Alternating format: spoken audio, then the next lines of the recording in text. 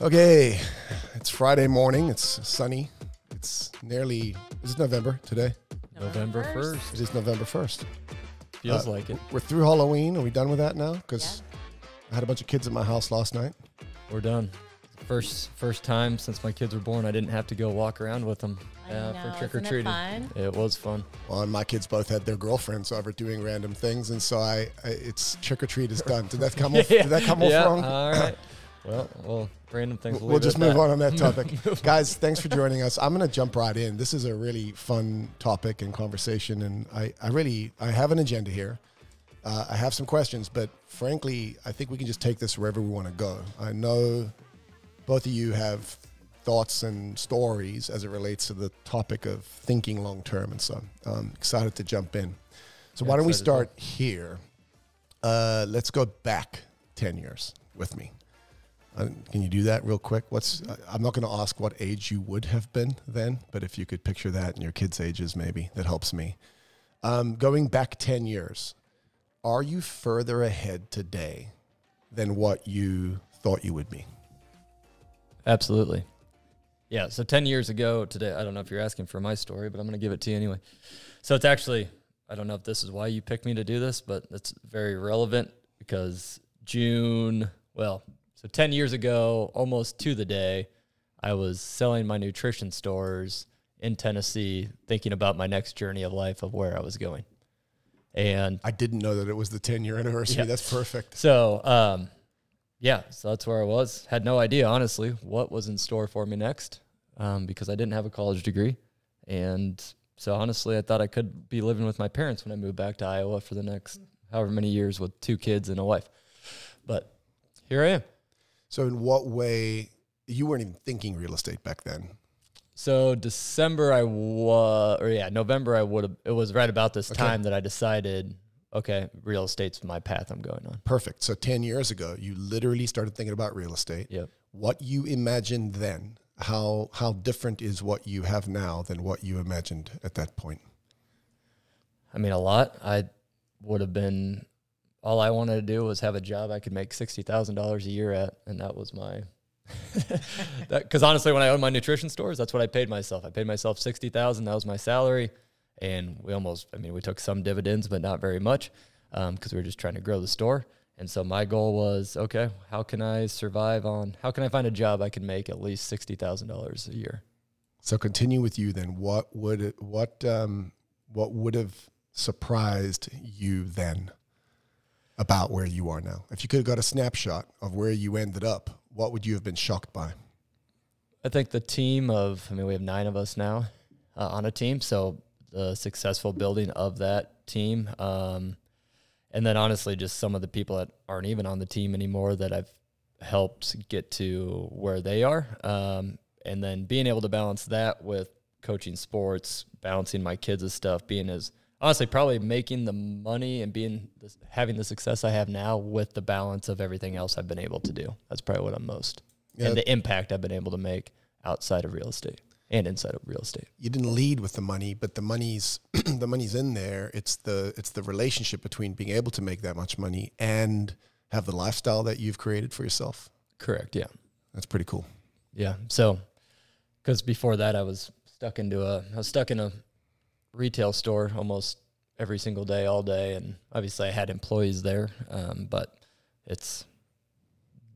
where I'm at now allows me to have way more flexibility in what I can do outside of my job, and inside my job to make a difference. So how about you, Gina? Go back 10 years. Are you further ahead than where you thought you would be? Well, yeah. 10 years ago I was 36. My kids were 8. And same thing, Ethan and I have been in the business about the same time. So I was probably 4 or 5 months into a career in real estate. 10 years ago looked a lot different than what it looks today, for sure. In your mind, what would you have imagined you would have accomplished in 10 years? And how is what you have now ahead, or is it bigger or smaller? How is it different than what you would have imagined you would build when you got into real estate? Yeah, I think a lot of people know my story, and that my story was, and I knew 10 years from when I started, my kids would be moving out. And I would be an empty nester. And so 10 years ago, I was really just thinking about what can I do in my life to prepare me for the next stage of my life, which is being a parent that's now on the sidelines. And you're officially empty nested. I knew with my relationship with my children that I needed to find something that I could have for myself, that I could grow and love. And so that when they left, I wouldn't be sad and lonely. And I think I accomplished that for sure. Yes. And you and I have talked a lot about this because you're in an interesting chapter. I still want to push. Are you further ahead or not? Like, in what way is it different than, maybe there's a different question here. Did you have a picture 10 years ago of where it was going to go? The picture I had in my mind was, 10 years ago, I had left being a stay-at-home mom to get into a career. So the picture I had in my head was that I would have a business, and that I would be successful, but then I would really be able to start launching in 10 years into the business that I thought I could achieve. So the business I have now is what I thought I would have 10 years from now. You are now where you imagined you would be 10 years from now, because now is when you were going to start really ramping up the real estate business. Yes. The last 10 years was just going to be the warm-up while your kids were An appetizer. learning and growing. And that's Well, we better watch out. wonderful and terrible all at the same time. Right? I'm terrified right now. Yeah, that's interesting what that would do to your head. So we're discussing Shine. You guys got the thesis here, but I want to run through real quick what we've established so far in this little mini series. Our thesis. As real estate agents, we are uniquely driven. We are not wired like other people. We got into some fun reasons why. Some of those might be from childhood stories, and we're just wired. I guess we're rugged individuals. Failed civilians is what I've called us. And we're unique in that regard. 2, as humans, we make decisions out of fear or love, or scarcity and abundance, or abundance. And then 3, it's possible to be driven and yet find inner peace. And part of solving for that inner peace is found in creating a set of disciplines or structures or habits, because we're not wired like normal human beings, in order to, I guess, try and create a path towards more inner peace. So today's discipline it's really the first of the 10. It's about shifting from short-term to long-term thinking. So before we jump into that, I wanted to ask you guys, you both listened to the first episode on the 3 discoveries. Real quick, I'm curious on your thoughts on outer world, inner world turmoil and how that relates to your story. Big question. Oh my goodness. Outer versus inner world turmoil. Outer world picture, success and where you're at and what the world sees. Inner world, I just picture the duck feet. I think that that would be a really good question for my husband and kids, right? Wow. Because they probably have seen more of the inner world than the outer world. And I don't know if you can come into success as a business person unless you have a little bit of that inner world struggle and work through that. It's what drives it sometimes. Yeah. Which is, I've been open and I've shared with people from a coaching standpoint that for me, my coaching is going to see my therapist, right? Because the inner world stuff that I'm working through is what's going to help me be successful as a leader, as someone, working with my clients.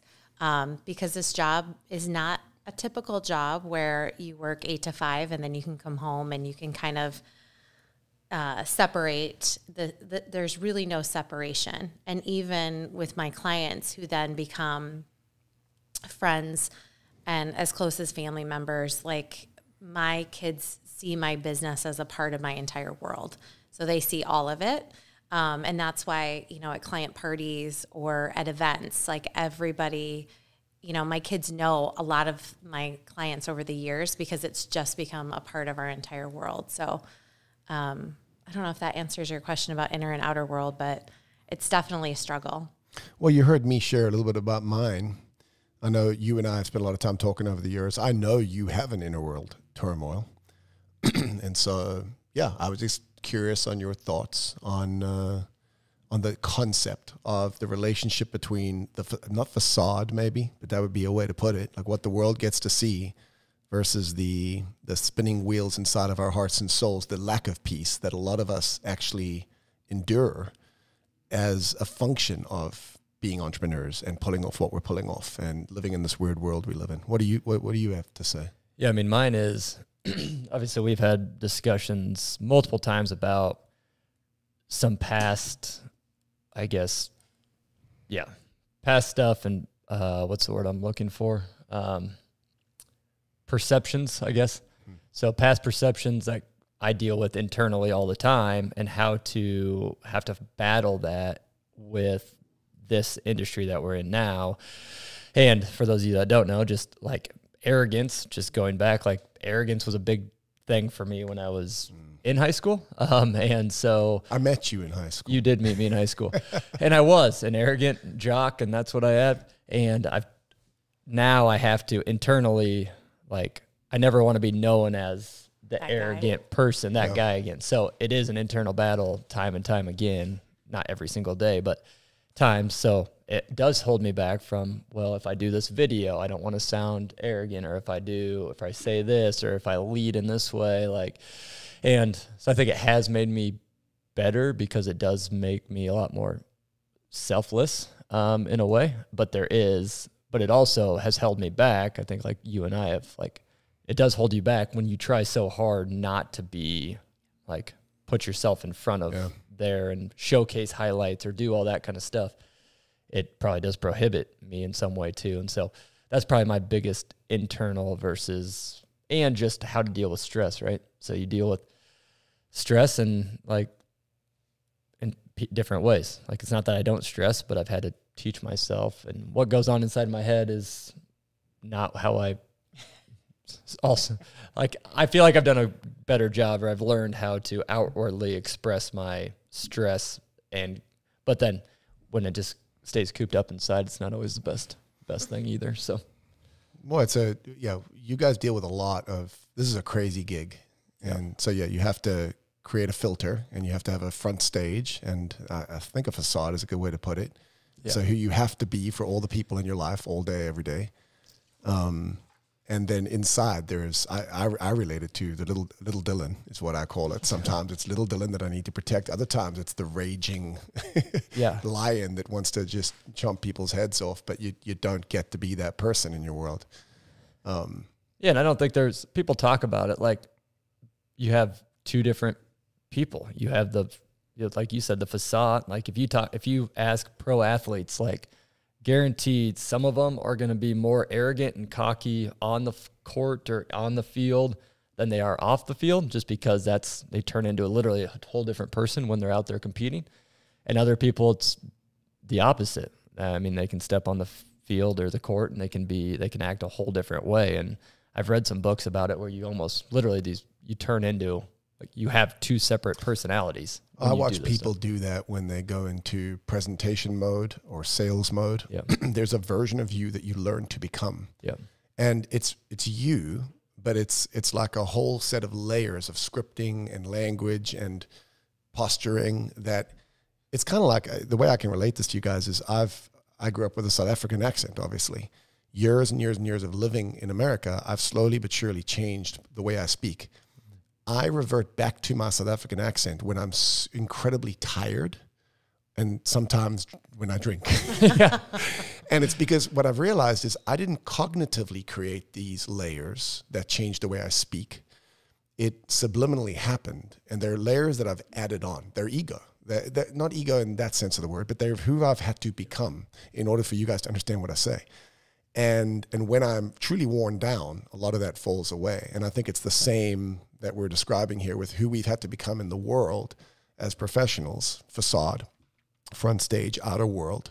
And then there's how we're perceived. What the world doesn't get to see is the little Dylan or the inner struggle or the fears and concerns and the insecurities that we're carrying around. And I've learned, because we got a lot of feedback from that first episode, and one of my responses to one of our team members was, what I've learned is that everyone has a story and everyone has struggles. And I've learned that sharing mine with people close to me seems to help them. And I think it's because we've all got this inner struggle going on, and we only get to feel ours. And then what we see in everybody else is the outer world expression of their success. But unless we're really close to people, we don't get a view into the turmoil that they're actually going through at the same time. Yep. And I know a little bit about both of your turmoils. I didn't know that you're both right at the 10-year cusp, which is super. I literally thought that's why you asked. Yeah, It's perfect timing. So let's get into that. 10-year thinking is where we're going. I have to read this. It's I guess I'll call it a synopsis or just a brief summary of it's a short chapter, right? Eight pages or so. But you both know the phrase or the quote, people overestimate what they can accomplish in a year, but underestimate what they can accomplish in 10. And I think of that as a framework for this conversation. So we, especially us as entrepreneurs, we struggle with short-term thinking. We're preoccupied with today, this week, this month, and maybe this year at the most. We want it now. And this short-sightedness is limiting us. By developing a 10-year picture against which to measure and plan, we can literally slow time down, make better decisions, be more consistent, and I want to get there, find more peace. Because I'm interested in how this relates to that. And ironically, we also then end up getting farther quicker. So let's just start with the whole short-term thinking thing. I guess I'm interested in, is that a struggle for you as you understand the chapter? Do you revert to short-term thinking? And is that something that you've worked on at all? And if so, how? Yeah, I mean, I think it's really easy to have short-term thinking in this business. How do you define short-term thinking when you say that? What are you thinking of? Okay, so I'll give you a good example. We have an investment property that's been very good to us for many years. And this last year there's been some issues with our tenants.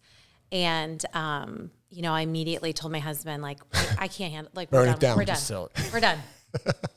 And That's so you. You're laughing because you know my husband, and you can too. picture the conversation, right? Because Brian's very peacekeeper, low key, doesn't get very excited about things, and he gets excited when I get excited because he knows that it's going to become a stressor, because all I'm going to think about all day and night is like, what are we going to do about this situation? And so I just was like, we're done with this. And then in preparation for this meeting, I was thinking about my 10-year goals, and part of it is having an investment strategy, right? And so I know that we need to keep the investment property from a long-term strategy standpoint, and we probably need to. What he's been telling me to do for a long time is diversify and get more. But I mentally, from a short-term thinking, cannot handle it. But when I look back at the last 10 years, it's been great. We've had one bad year, 9 great years. The world is not going to come to an end. And so a lot of things in this business is short-term thinking, because every day we have constantly things coming at us, and we're putting out fires, or we're trying to figure out how to solve problems. Like, it's a constant what's happening. And so all you're thinking about is, how can I figure out the problem today and solve it for today? And like, for me, the way to solve the problem with the investment property, burn it down, is just sell it and be done with it. And then I'll be at peace. But that really actually doesn't meet our 10-year goals for me to sell that. It sounds like a survival instinct, right? Like, because your peace, I think, is found in eliminating dangers. Correct. You're a 6 Enneagram, yes. Right? So that is a danger. The sooner I can find a way to get rid of it, we're going to have peace. In your soul. Yes. And you're going to hate me, but I'm going to ask you to pull the mic just a little closer. I know you hate getting close to those. That's such a good example. By the way, in the end, I'm guessing cooler heads prevailed, and you still. Well, what ended up happening is we've been trying to help the tenant out with with helping stay in the place. But it's a college rental, and right now is when people are looking to sign leases in May of 2025.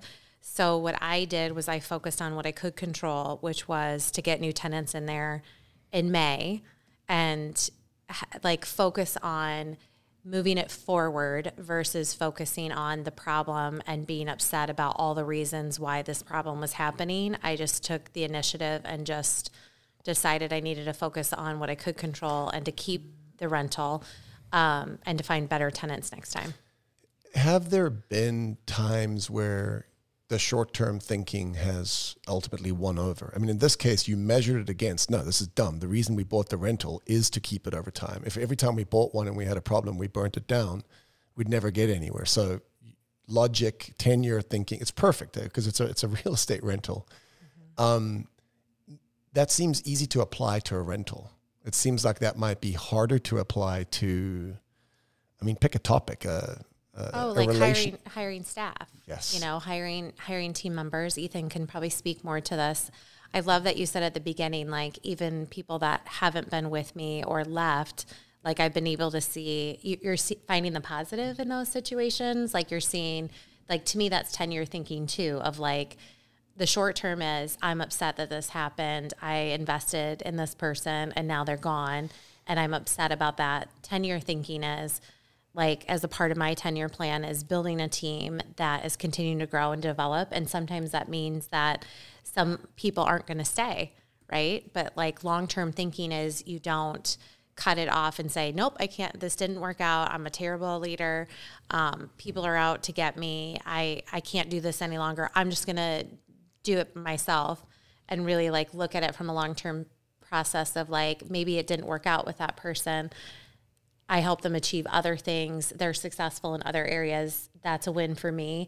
And now it's helped me become better at my next hire or the next team member to create something that works better for everybody from a 10-year standpoint.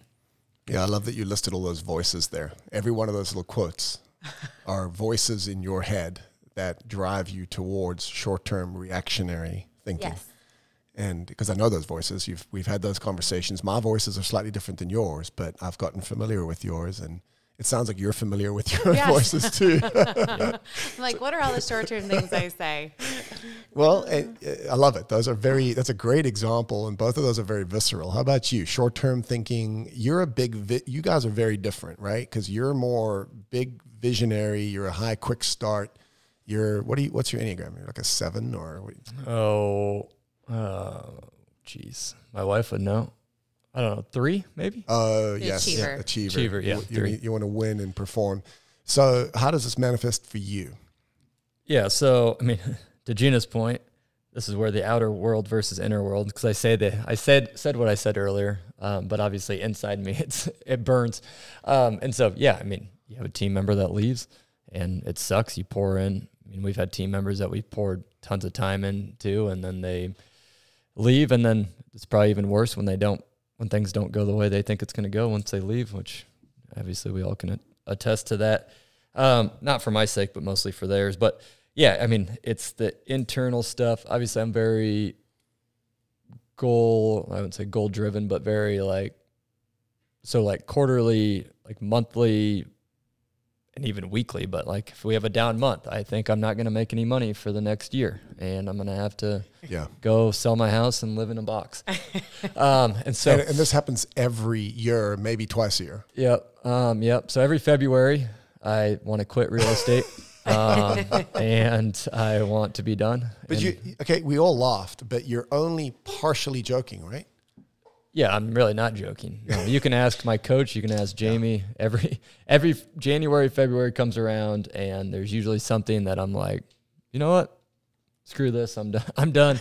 I love it. Just go give me 0 responsibilities and behind a desk. And then you do have to think long term, right? You can do that. And then I think about how miserable that's going to be, and how much of a negative impact that actually has, and how that short-term thinking can negatively impact me. The other where I struggle short-term is financial-wise, because of the ebbs and flows of real estate. I do, and you and I have had this discussion recently, from an investment standpoint, I hold more cash than probably what I need to, because I'm worried that if things go slow, then I'm going to need like all my cash. And so then of course that sits in a bank account where it makes 0% versus being somewhere else that could make more, or into real estate.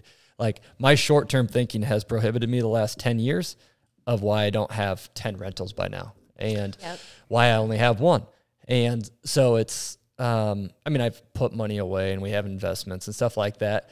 And so, but if I think back to it, if I would have had 10-year thinking 10 years ago, when it was 2018, 2019, yes, like I could easily right now, I could have afforded to go buy 5 or 6 more rentals that have all appreciated in value by 50 to 60 grand a piece, and would have been sitting on, I mean, $500,000 of, or more. Yeah. Or because more. consider both of your 10-year stories. Both of your 10-year stories so far have massively outperformed your 10-year aspirations or perspectives, or just even what you could have imagined. Yeah. And yet, even being where you are, but you're both nationally ranked, you're both like top producers. Every year you outperform every year. Somehow there's still decisions are made out of fear or love. And somehow the fear-based decisions still seem to override, or at least be the default mechanism. What you're both learning, what we're all learning to do every day, is shift that towards long-term thinking, which is a mechanism to create decisions out of love. And in this case, I don't know how you relate love to rentals, but I suppose it's the positive alternative to, it's worth me taking. I love the opportunity to go and build this. Okay, so stifled is the word I'm interested in here. It sounds like what you just said is that, looking back, some of your inclination towards short-term thinking or fear-based decision-making has in some way stifled your progress, despite how successful you both are. For sure. For sure. Is there more I was to in the say on same that? boat with my rental. Literally, I had one renter in there, bought it, put a lot of money into it, got one renter, didn't work out all that great. And I literally told my wife, we're selling this thing because I don't want to deal with this.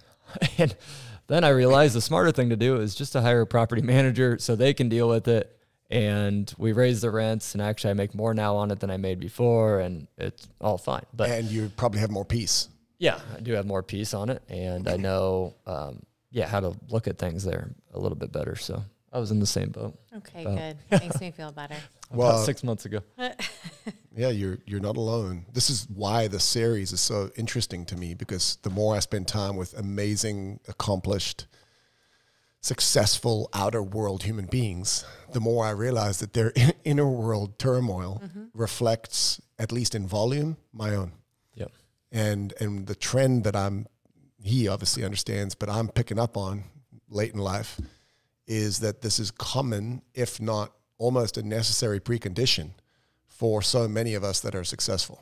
Yeah. And that's fascinating. And if I spend the next 20 years of my life exploring that, I think I wouldn't get bored. I do think, obviously we're talking about long-term thinking, but I think in order to be motivated and successful, you do have to have some short-term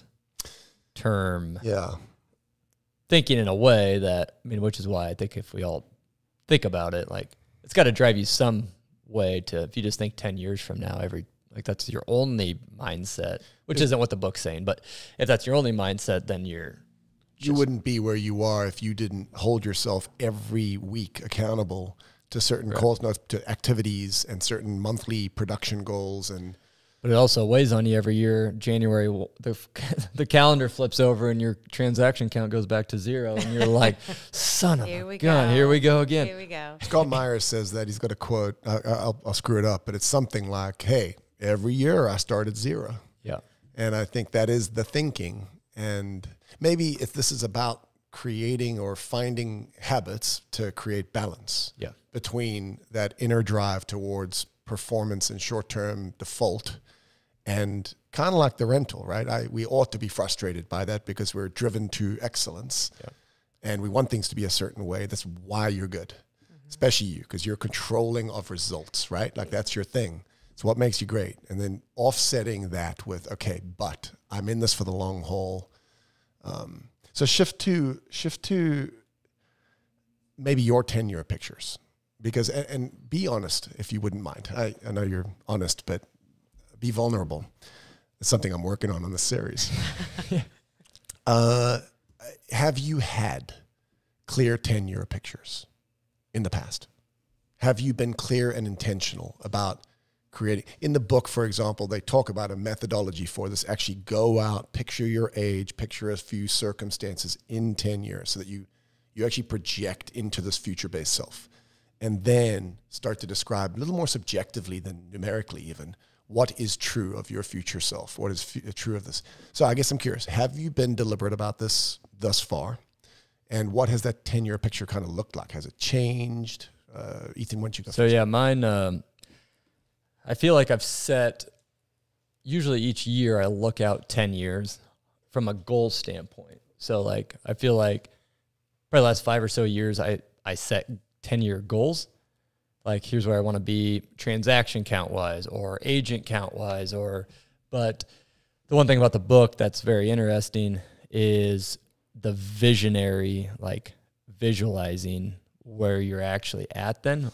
And as I was writing out my 10-year plan, after listening to this, so I've done it before, and then it always seems like it changes based off of, usually I'm in some kind of a headspace where I'm like, I want to take my team to the moon and go get 100 agents. So I write out a 10-year plan of what I want that to look like. And then I realize a month later that, or a year later, that's actually not what I want. So then I do a different plan. But long story short, doing it this time is I kept catching myself putting down, we will be like at X amount, or we will make, instead of I have. I think the biggest thing with the book is getting, like, there's a difference in those two. Yeah. Saying we will is future casting versus I have XYZ or I am doing XYZ puts you in that place. And that's really what stuck out to me the most. So I feel like I've set goals in the past for 10 years, but I've done a poor job of visualizing myself in 10 years. How about not goals though? Because I know you're deliberate about goals. Have you created a future-based picture of who you are in more subjective terms? Do you have a picture? This morning at 10 o'clock when I wrote it down. Okay. But so no, I have in the past, I've just with some of the coaching stuff we've done some exercises about that before. So I've written it out before. I've done a poor job of looking, like I've written them out multiple times, but I'd rarely go back and actually measure it, or I rarely have it anywhere to like hold myself to where I'm reviewing it. What I've learned about that, Ethan, is that you probably are more than you think you are. If you take the time to create a future-based self and you create that picture in your head and you do it every few years or every year or every twice a year, cognitive dissonance is kicking in on daily decisions. Every day, do I do this or do I do this? Well, this picture of myself that I have holds me accountable to not act this way, but act this way. Yep. So you might not be actively going back to the piece of paper, but the process of creating a future-based self picture, a 10-year vision of you, I think creates a neural pathway towards, and maybe law of attraction would be another way to describe it. I think it pulls you towards that future picture. And I think just the way I've run my business, and maybe the way you guys teach people to run their businesses here, is so a lot of people probably don't think this, but it's a very long-term thinking plan. And so when I have team members come on my team, like I have to explain to them, like, we're not playing the short game. Yeah, if you want leads and that's all you want, which I think is a short-term thinking way of doing it, like I'm not the team for you. And I've had to teach myself that, because what comes into my mind all the time is, I need to go spend money on Zillow to get leads for me, to get leads for our team, or I got to do XYZ. And so then I go spend 20 grand on doing something and it doesn't work. And I'm like, but then thinking back to the working by referral, SOI, building database, like it is much more long. You have to have a longer term picture in mind to be successful in that. And to spending money. Like I told our team members this year when we were doing our business planning, like you have to spend money to make money. Obviously what spending money looks like, but you have to you have to have a longer vision of knowing, hey, I got to put a budget of $20 a week for coffees and lunches for the next 5 years of my real estate, but like that's got to be in there, and it's not going to show. You're not going to go on one coffee or lunch and get a deal out of it. But over time, you take that same person to coffee or lunch 5 times, or you go on 3 of those a week for 5-10 years. Like that's like an exponential growth thing. But if you're scared to spend money on stuff, spending money on coffee or lunch for someone, like you're not going to get face to face. Which is ironic, because if given the reward opportunity in real estate, if you're not willing to make that level of investment, then this might not be for you. But I love the point. We attract rugged individuals, entrepreneurially minded people who probably are drawn towards imminent, visible, tactile results. I want to see. And we really we train a system of real estate business that requires long-term thinking. So there's a lot of reprogramming that has to happen in our walls if you're trying to build a referral-based business. How about you? Have you been intentional about this in the past? Have you had a clear 10-year picture? I think a couple of things that Ethan was getting to is that, when we do our business planning, we write things down, right? Like, I want to have this in 10 years, and I think it's very, for me, like checking the box of just like, I got to fill this out. I have always had a very good vision of what I wanted. And I think that's what you guys were talking about just before, is that when I first started real estate, I didn't have to write things down to know that I wanted to see myself in 10 years where I'm at right now. I mean, I would never think I was going to be in a podcast, but I was like... They didn't have those back then. They didn't. Think about all the things we had that are different. But I saw myself, because before I had children, I was loved working and was in a corporate environment and was like a workaholic. And I just like, through every decision that I've made in the last 10 years, was just this vision of who is Gina Swanson without her children, because they were so much of a defining part of my life. And so like, even if I didn't write down like Gina Swanson in 10 years is going to have this and accomplish this and do this, like I always just had a vision in my head that I didn't want to have nothing built for me, because that's my biggest fear, was that my kids were going to leave and I wouldn't have anything. I wouldn't have had a business, other friends, a network, rich, deep experiences. I don't know. I think it's good to have the vision. It's good to write it down, but it's also good to have that vision. And that's what's super cool about doing this right now, is because now that we've had this 10 years, there's so much that I'm excited for. And, I'll be 56, and like, what's my life going to look like at 56 and how is that going to be different? I love what you're touching on there, because I think that's the important part. I think there's a distinction between what we're trained to do in our business, which is set goals and how big is the team going to be, how many sales, how many units, whatever, versus, I forget the language you used. It's like a qualitative picture. Mm-hmm. It's not about the metrics. It's you had a vision of what mattered in your world. And it was about your kids for you. Right. But what's interesting is you framed it both times in the negative. I don't know if you noticed this. You can go back and listen. Okay. I didn't want to not have my kids. I didn't want to have the stuff that I needed in order to, which I would map to kind of a fear-based version of it. Mm-hmm. And we're all growing into creating less inner turmoil and more love-based decisions. But I think I've watched you drive down a path where how your business grew and manifested was totally different than what you imagined. The metrics were completely off the charts different. And you had to modify your entire plan. Like, I've watched you modify your entire strategy. Same with you. You came in thinking commercial. And so both of your plans have totally modified. But I think you both had visions. Like, yours was about your entrepreneurial inclination to want to build and grow people. And yours was about building something safe so that you could spend time with your family because that mattered to you. And you have that too. And so I think that's the thing I want people to hear is, because I had a similar version, and I'll share mine briefly. Mine was always, as much as I was intentional about this, I had a picture of my boys one day being I guess, newly married kind of thing. Like, they're not there yet, but they've both got girlfriends. They're both young men. They both have jobs. They're both, almost done with high school. And the picture was that they would want, one, that they would call me and say, Dad, can we do coffee? I got some questions I want to ask you. That was like the first picture. And it just fixed in my mind because every day I wanted to rip their heads off. Every day I wanted to deal with them the wrong way. Every day I measured against that picture. And I said, well, how do I build a relationship with this human being such that one day they want to come to me as their expert advisor, as their trusted whatever, right? On money or kids or whatever it might be. And the other was that they wanted to still spend time with us at that point. Because most kids get to that point, they're like, screw you guys, I'm moving on. And I wanted us to have such a cool relationship they enjoyed. And I would say we worked very intentionally on that. But it's not a metric, right? This wasn't a goal. This was a picture of who I would be to the people that mattered to me and in the spaces that mattered. And mine's also morphed. Like, the whole business is morphed. I didn't plan for any of this. But the picture of what mattered to me has remained mostly true. Does that make sense on the 10-year picture?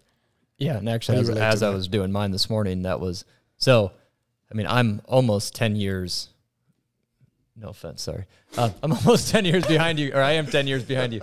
So, like, as you guys are talking about this, like, I wrote down today when I was doing my 10-year vision exactly what you just said. Like, part of my 10-year vision or 10-year story, whatever, was that my kids are going to be 19 and 21. And like, I want them to still be calling us. I still want them to want to get dinner once a week or hang out with us or call me when they have problems or like, cause that's, that stuff's important. And I think you two both, will say, I think you guys have both done a great job with, obviously I don't know your kids very well, Gina, but just seeing from the outside in, and Dylan, knowing your kids and family, like you guys have done that very well, I believe, in your relationship with them. And so just kudos to you guys on that. And that's what I want. I want my kids to be, like you said, you spend all the time arguing and telling them to brush their teeth 9 million times and get dressed and get frustrated and mad. But knowing that 10 years from now, like I have a job to do, and that's 10 years from now that they are godly young men who love their wife and are respectful to people in their workplace and are hard workers and are leaders in the community. Like, that's what I want for my kids. And that started 5 years ago. But like these next 10 years of their life are very, very important for that. So this is so beautiful. That's such a place where we all naturally start. And then the game becomes, how do you map that in your business? You both did the lifetime extender at one point exercise, I believe. And if you remember, you go out to the end, but as you work backwards to 10 years and then 3, part of the thing was there was questions about what is true of you at this later point. And there was categories. There was family, there was health, there was mental, there was finance, there was business, and so I think we've got maybe different areas of our life. It's easier to map clear visions of who we're going to be, and others, maybe it takes a little bit more work. And I think maybe that's the game here, is to create clearer 10-year pictures of our future self that who do I want to be to my team? And what kind of business do I want to walk away from one day if I walk away from it? I think the same power with which we can be clear about our family or the things that naturally matter to us, I think we have to map onto some of the other areas as well. Yep. You guys have both, I want to talk about 10X super quick. And Ethan, I know we've got only so much time here, but when I say 10X, I think you've both 10X'd already. And when I say 10X, and if you've read the book on 10X, and I'm not talking about Grant Cardone, I'm talking about Dan Sullivan.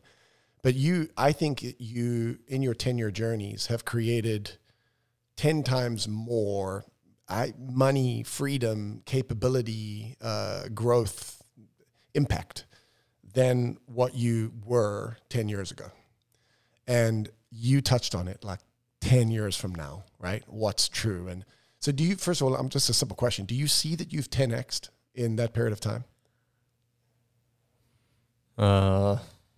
You've not done this exercise. We did an exercise at Strategic Coach where we actually went backwards to 10 years ago. We imagined what we were earning then, what impact we were having in the world then. And we went out over the 10 years and almost everyone in the room in our spaces had 10x'd. Yeah. And then we played the game going forward. And we imagined if it was possible to 10x from 10 years ago, I see you nodding, what's possible in the next 10 with the skills and capabilities and knowledge and perspective and growth and revenue that you now have learned to generate. And that gets me super excited when I think about the next 10 years. Yeah. I guess I'm interested in your 10-year pictures now in some of the other categories. Like what pops in your mind when you think out 10 years from now? Because I know you've already started playing this game. Yeah. So 10 years from now, I'm again visualizing. And when I visualize myself 10 years from now, I'm actually more focused on being a healthy individual, like having my health, being strong, being able to do all the physical things that I'm doing right now. Like when we talk about in the book, like, can you have all of this and have inner peace?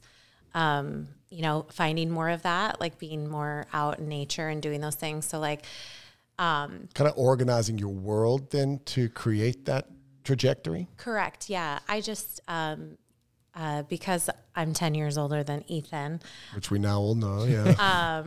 I would say that Dylan can maybe understand this as well, but there's a lot of people that I'm seeing that are getting sick, and there's people who things happen and they don't have their health anymore. So I don't know. I'm really focused on that because I want, like, I feel like I have the skills now. When you were talking about all the things like 10xing it in the next 10 years, I have an incredibly way more time on my hands than I did 10 years ago. So this is when you were going to start your real estate career now, right? Yes, exactly. So it's really exciting for me to think about the 10 years. And I think for people who are listening, I really want people to understand that sometimes it gets too deep for people, or it's like, it's too big of a thing to think of 10 years from now. Right. So here's Ethan and I who started, and and you too, just all kind of had a vision in our head of like, what do I want my life to look like? And then we started just doing little things to chip away at it. And like, if I had a bad situation with a client, or I wanted to quit the rental, or I wanted to quit real estate because we had a bad deal, like, in my head, I just kept picturing, no, I want financial freedom. I want to continue to grow. I want to achieve certain things in my life. So I want people to know that it doesn't have to be huge. It doesn't have to be this big vision statement. Like, start out very small. And one thing that I did, I think is a really cool hack that people can do as well, is that I basically wrote down 4 or 5 things that I want to have accomplished in the next 10 years. And then It's going forward. Yeah. Moving forward. Yeah, moving forward. And then I, wrote a little bit of my vision, because sometimes people are like, oh, it's too overwhelming to get a vision statement. And what does that look like? But it is really important to have, because when you start to like falter, or you're having a bad day, or like for me, from a health standpoint, I know it's so small, but having to get up some mornings at 5 a.m, you're just like, oh my gosh, I don't want to do this. And you're like, no, you have a vision that you want to continue to do the things you're doing today. But what I ended up doing is I took just like those 4 simple things, and I actually put it in Chat GPT and said, with these goals in mind, what are the things that I need to do in the next 10 years to achieve these 4 things? And so like Chat GPT can literally take the things that you want to accomplish and like line it out for you, right? And it's up to you, obviously, to like follow through on those things. But like, even if you're struggling with how do I even move forward with some of this stuff, or it's just too big, or it's not something I've ever thought of before, like, break it down as easy as you can. And like, those are the little things of like, and actually doing that, one of the things that Chat GPT told me was, because I want to be in a place where I could retire, or when I'm 56, or, work half time, or work, and it was like, do this with investments, buy another rental property. And I was like, oh my gosh, I don't know if I can do it. And then I'm like, wait, that's short-term thinking. Like, if this is the things I need to do, for me, it's helpful. So it's a hack for you. It's that Yogi Berra quote, if you don't know where you're going, you might not get there. Yep. So yeah, I love I love the practicality of the AI version of setting your own goals. It works. You just got to follow them. You got to believe them, and then you got to do the vision, the picture of what you want it to look like. What's 10 years from now look like for you? Yeah, so we'll be empty nesters at that time, hopefully. If not, I'm picking my kids up. Yeah. But yeah, so empty nesters, what's something that's really important for me is to be in a spot that Ashley and I can go, that her and I's relationship actually blossoms more at that point than now. Like, in a way of, I feel like I hear so many stories about people growing apart when their kids grow out.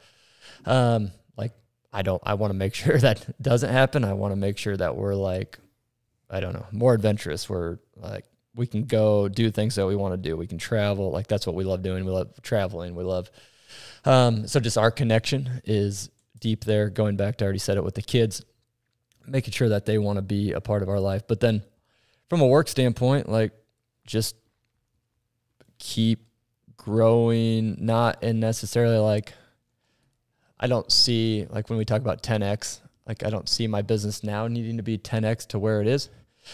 The book, though, and you and I have talked about this, is 10X doesn't actually mean 10X. Oh. It means putting yourself in a mindset to reach, if you think about, it's reaching some point that you almost don't think is achievable, but by pushing to get there, you'll get way further than you ever think you would have gotten before.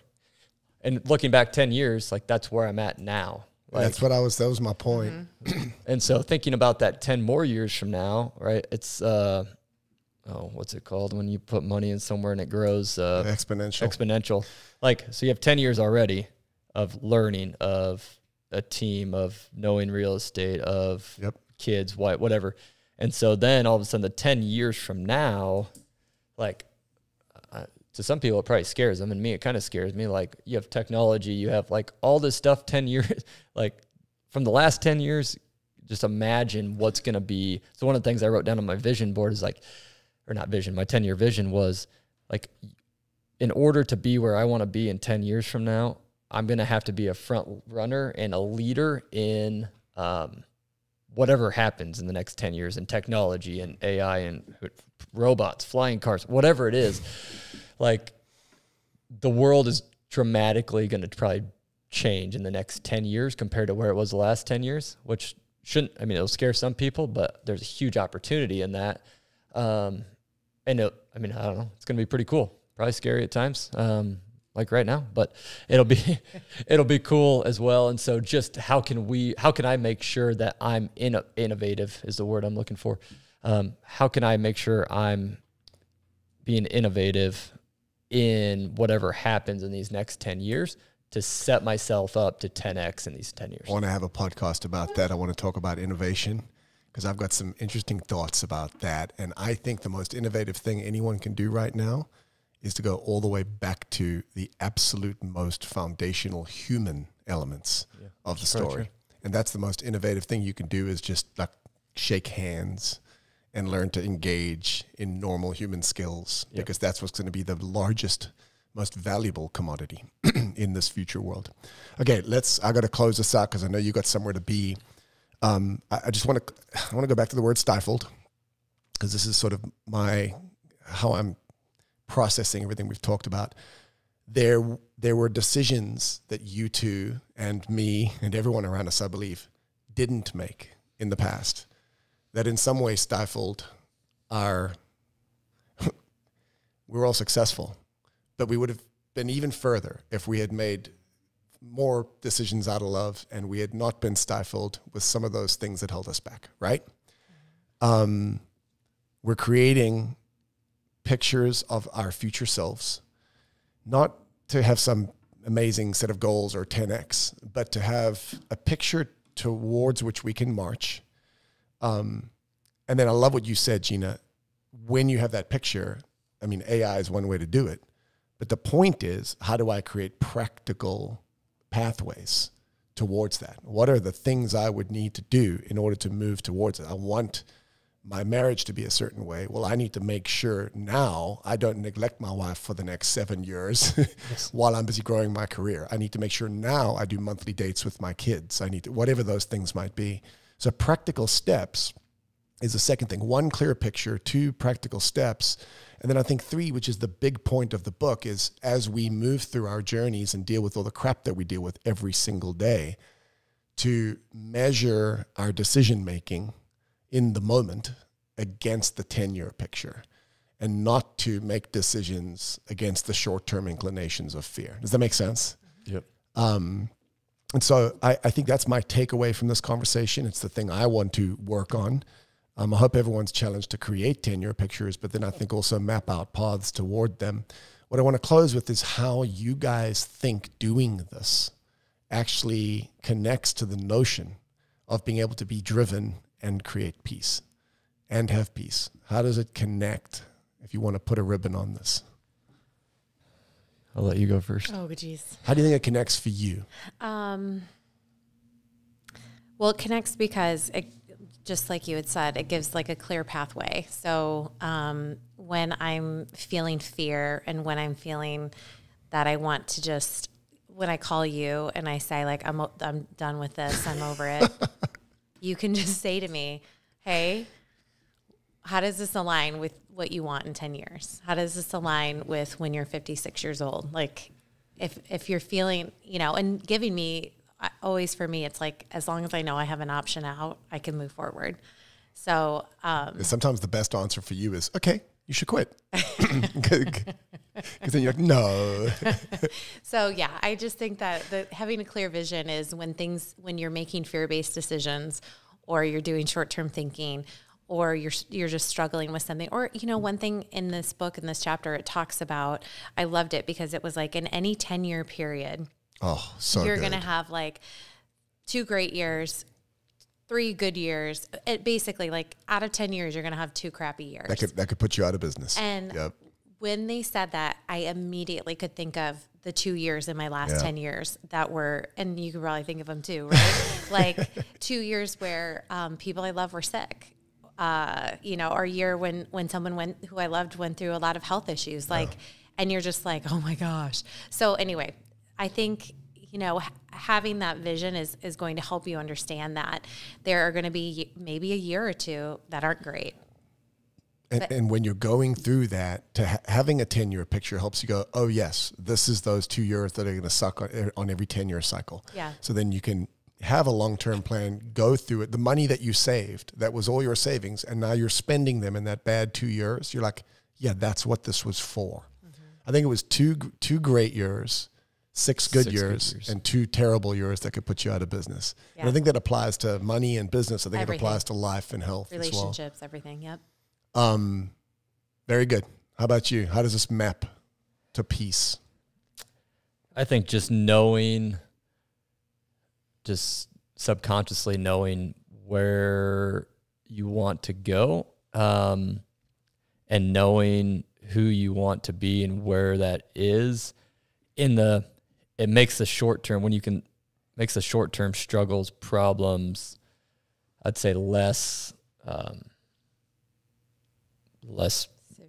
severe. Yeah.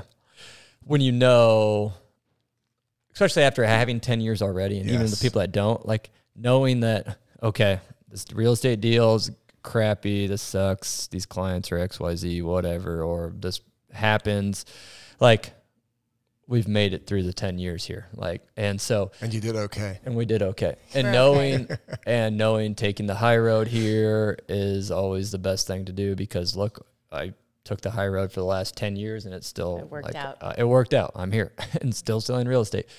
And so I think getting the peace from that, and getting the peace from just like how much excitement, like what these next 10 years, I think we're all in great spots for the next 10 years, but like just going back to, these are my last 10 years with my kids in the house. Like there's a lot of opportunity and growth here.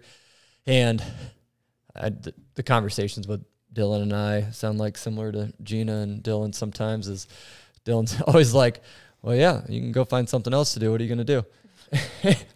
And I'm like, oh, yeah, good point. nowhere can I go. Can I make the money I make with the flexibility I make, with the impact I'm making and the community involvement I have? Like nowhere else in any kind of career path almost could I do what I'm doing here. And so I've started finding peace in that in the last year. I mean, it's taken me 10 years to get there. Yeah. But in the last, not even year, I mean, we had this 6 months ago, and just knowing that,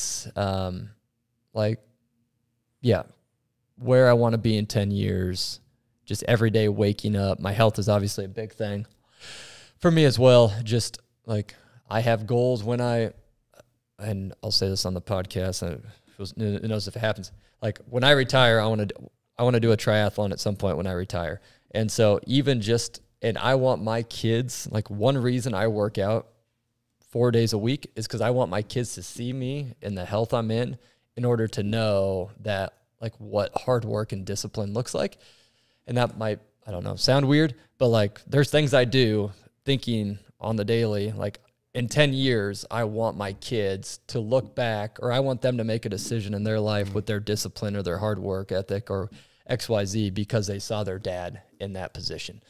And so it does give you something to strive for, and it gives you some inner peace of, even if things aren't going well now, like tomorrow they'll probably be fine. Because what's the saying? Like only 15% or 20% of the stuff you actually stress and worry about actually even comes to happen. And so I guess I don't know. Hopefully that answers your question. No, I like what you said. I mean, ultimately, you've got 10 years of crap happening, and it all worked out great. There's another 10 years. There's going to be more crap happening. Yeah. Can you process the future crap through the lens of having gone through the past crap and realizing, I won. I won because I had principles. I won because I made smart decisions. I won because I measured against a future me that was worth fighting for. And we're going to sometimes burn down the rentals. We're going to sometimes make short-term decisions just to survive. But can you slowly but surely and more systematically and more in time make your short-term decisions against great 10-year goals? It's still going to be messy. It's still going to be hard work. But what you'll find is exactly what you found already, is that 10 years from now, you look back and you go, crap, how did I get here? And the answer is really not magic. The answer is you made a bunch of good decisions along the way. But as humans, especially driven ones that are kind of crazy, if you don't have something good to measure against, we're all inclined towards stupidity, is what I've learned. Yeah. Yeah.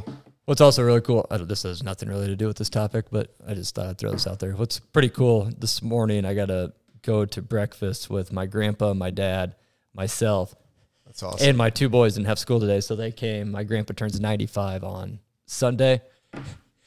So it fit in, obviously. 95's way more than 10 years, but just thinking, it got me in a mindset of looking at where he's at and then looking at where my dad's at and then where I'm at and then my kids are at. Like right now, it helped me paint a pretty cool picture to help me think 10 years out from now what that looks like, or like even what my dad was like when he was 46 years old and I was at that point, I would have been 15. And like just, I don't know. Thinking about that stuff is... I loved it. I wanted to cry when I saw that picture. So. Yeah. So you posted this morning? It was very sweet. Yeah. That's super cool. That's cool. Well, Sullivan actually, in part of their training at Strategic Coach, it's the 10 years, the 10X, and you start to look at the next 10. You map that against your lifetime extender, but they're actually coach you to think about a 25-year span of time. Yeah. And I didn't even know what that makes me. It makes me old. But what I believe I can accomplish in a 25-year span, with the trajectory that I'm on, with the family that I've got, with the support, with what I've learned, I get excited. I get super excited. And all of a sudden getting old, I don't want to have bad knees and all the stuff that comes with being old. But man, do I look forward to being a positive impact in the world around me. And so every one of my learning moments, every struggle with a staff member, every debate with you this morning about me saying something stupid, every one of those, I tack away now as there's another growth moment, and I'm getting better and better and better, and I'm going to be able to make a bigger and bigger impact. So love you guys. I love your journeys. It's been a cool 10 years, I guess, for each of you. Unintentionally, but this is perfect. And I just hope we're still in a world where I get to, let's do this 10 years from now. Yeah, let's do it. Let's do it. See what we have to say. Yeah. Thanks for awesome. Thank you. Thanks for your insights, guys. Thank you for joining us today. For more episodes, resources, and show notes, head to morethanmorepodcast.com.